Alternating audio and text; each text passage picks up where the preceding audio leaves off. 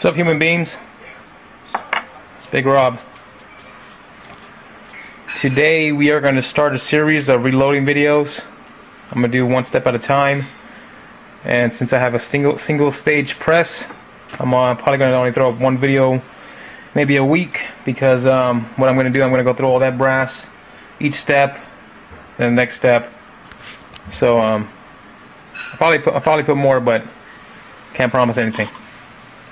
So the first step we're going to do when we do the brass, what I do after I pick it up from the bag, because I put it in a trash bag, that bag over there, pick it up and then when I sort it, that's 40 over there, that's 9mm, and then I take it out of the bag and I do a real quick inspection, make sure there's no cracks or anything on the brass, just like that. Just look at it real quick, then I put it in there. Then the next step in your reloading process is the depriming and resizing. So this one right here, okay, you got to have the equipment that you're really going to need. I found this out. I'm not an expert. You guys know I'm not an expert, but this is what I've learned from a lot of you guys of how to reload. A lot of great tips, and I'm going to share with you guys in the way that I can translate. So what I got a single stage RCBS press. Won this in a raffle a few years back. I was planning on selling it a couple months ago at the gun show, and I thought it was like 50 bucks, and it came out to 180 bucks online, brand new. And it comes with a single stage press. This is just like a primer catcher.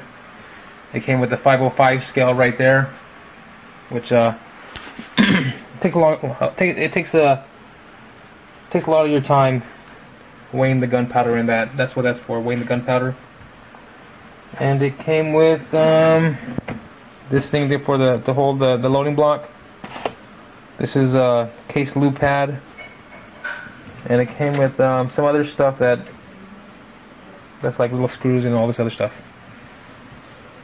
And so the first thing we're gonna do, first thing you guys are gonna do, first thing I do is, when you put should have had this off already. This one right here is the sizing die and the depriming die. So when it goes into the round,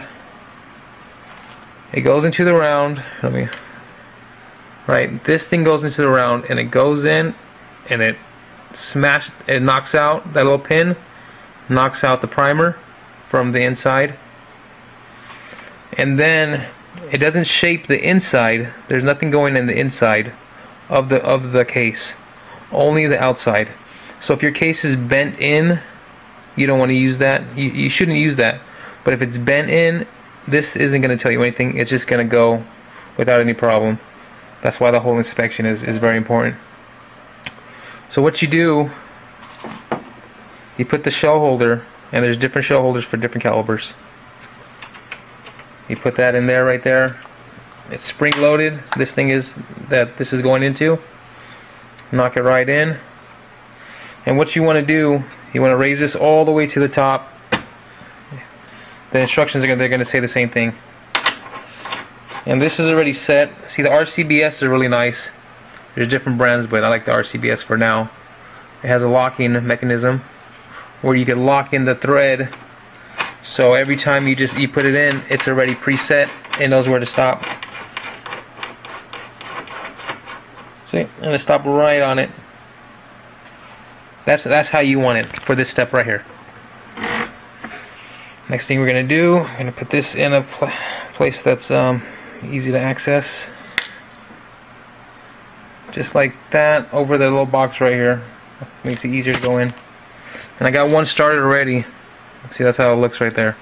It's deprimed, knocks it right out, resizes the outside of the case.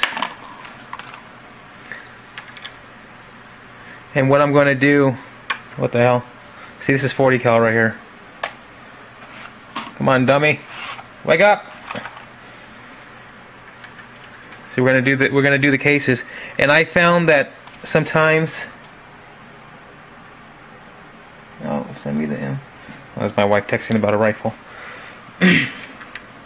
And I found sometimes if it's deformed from the bottom, from the rim down there, if it's deformed, it won't go in, and I found that out. So just be aware of that. Don't force it. Take your time and see how it's going to work. You press it, and it came out, and it knocked in there. And there's a little pressure on it because when the round goes off, it's going to expand it just a little bit. I haven't gotten the rifles yet, but I heard that one's a little bit more major. Ah, snap! I fell on the ground. And these do have lead in them. I'm pretty sure they do. I'm pretty sure this isn't good for your hands. So if you want to use gloves, use gloves. I don't have any brain cells anyway, so it's not gonna hurt me. But on the other step, when I clean the brass in the when I clean it, I'm gonna use a liquid. I'm gonna use simple green. That one you do want to use the gloves because everything's in the water, and I'm not gonna submerge my hands when I clean everything. So that's it for this step right here. Step 1: inspection, resizing, depriming with a single stage press by Big Rob. And I'm gonna come back when I get to the next step. The next step is the cleaning of the brass. It's gonna be part 1 of I don't know how many. So I hope that helps. If you have any questions, if I didn't have enough detail, let me know and I'll be happy to help you. Alright, you guys be safe. Later. Alright, I left something out. I almost forgot. There's 2 different dies that I know of on handgun calibers, of types of dies. It's the same setup, but the internals, there's either steel or carbide. These are carbide. It says right there carb. Most of the time they're the silver boxes for the RCBS. And the steel ones, they say you have to lubricate the outside of the cases, or the inside too, I'm not sure. But the outside of the cases, you put the case lube. It comes, this kit came with the little, similar to this right here. And then you put it on the inside. Let me open that up so you get a better idea. And see, this right here is like, it's real soft foam pad. So you would put it on there and you know, let it soak in, and then you get the cases and you rub them so the outside gets lubricated. And then when you put it in here, it'll help it with the friction and it'll help it expand, make it a little easier so it doesn't split it when you're doing it. But these are carbide. Some people say they use the carbide and they lubricate it. But I think it's just fine just for me. I haven't had any trouble yet. But these cases right here are only 1-time shot. No, well, some of them are 2. But it's not that many. They were mostly just the test run when I was just testing out my gunpowder charge.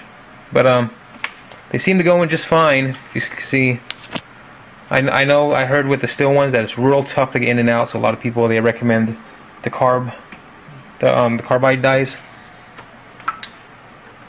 See, it's not that bad, not that much pressure. I'm not standing on it to get it down.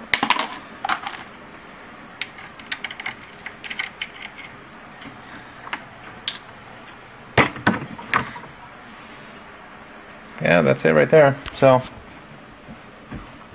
gonna get onto this again. Put this away real quick. Get on this, and I'm going to do the cleaning vid. So I'll probably put up both of them today.